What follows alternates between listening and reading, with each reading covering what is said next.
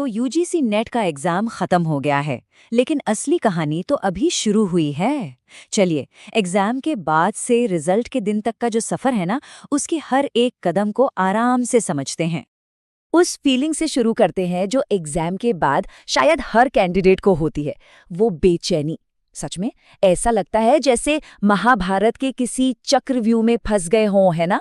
चलिए, इसको मिलके डिकोड करते हैं। तो एग्जाम तो हो गया, पर अब आगे क्या? यही सबसे बड़ा सवाल है। इसीलिए यहाँ एक बिल्कुल साफ step by step road map मिलेगा, ताकि पूरी पिक्चर क्लियर हो जाए कि आगे क्या-क्या होने वाला है। अच्छा, तो सबसे पहला कदम, रिजल्ट का पहला क्लू, वो कहाँ से मिलता है? ये सब शुरू होता है प्रोविजनल आंसर की से, और हाँ, यही स्कोर बदलने का पहला मौका भी होता है। ये बस कोई कागजी कार्रवाई नहीं है, ये पूरी तरह से ट्रांसपेरेंसी के बारे में है। एनटीए इससे कैंडिडेट्स को ऑफिशियल आंसर्स पर सवाल उठाने की पावर देता है, लेकिन हाँ, इसके लिए एक टाइम लिमिट और फीस होती है, इसलिए एक्शन जल्दी और पूरे कॉन्फिडेंस के साथ लेना पड़ता है। और इसका एक जबरदस्त उदाहरण भी है कि ये सिस्टम कैसे काम करता है। देखिए, ये किसी एक की लड़ाई नहीं है। जब स्टूडेंट्स एक साथ आते हैं ना, जैसे इस ग्रुप ने किया, तो वो सच में एक बड़ा फर्क ला सकते हैं। इससे ये श्योर हो जाता है कि इवैल्यूएशन फेयर हो। तो मान लेते हैं कि कोई चैलेंज सक्सेसफुल हो गया, ग्रेट, लेकिन इसका स्कोर पर क्या असर पड़ेगा? ये उतना सीधा साधा नहीं है जितना लगता है। असल में इसके दो बिल्कुल अलग-अलग रिजल्ट्स हो सकते हैं। यहाँ ये पॉइंट समझना बहुत ज़रूरी है। अगर कोई क्वेश्चन ही ड्रॉप कर दिया जाता है, तो एग्जाम देने वाले हर एक कैंडिडेट को बोनस मार्क्स मिलते हैं।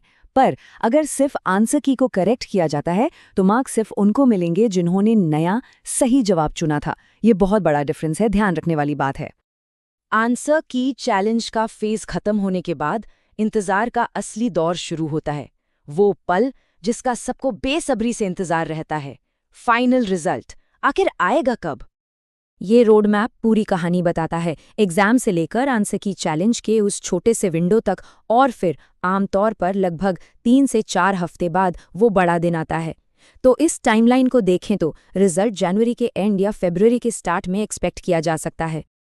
और फिर अचानक वो ईमेल या नोटिफिकेशन आता है, रिजल्ट आउट। स्कोर कार्ड खोलना तो बस पहला स्टेप है। अब असली काम है ये समझना कि उन नंबर्स का मतलब क्या है। लेकिन एक मिनट, अगर किसी कैंडिडेट की एग्जाम शिफ्ट किसी दूसरे की शिफ्ट से ज़्यादा मुश्किल थी, तो क्या ये अनफेयर नहीं है?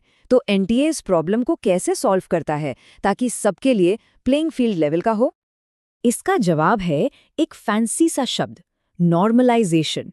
अब इसको आसान भाषा में समझें तो ये बिल्कुल वैसा है जैसे अलग-अलग ट्रैक्स पर दौड़ने वाले रनर्स के टाइम को एडजस्ट करना, ताकि ट्रैक की कंडीशन का असर न पड़े।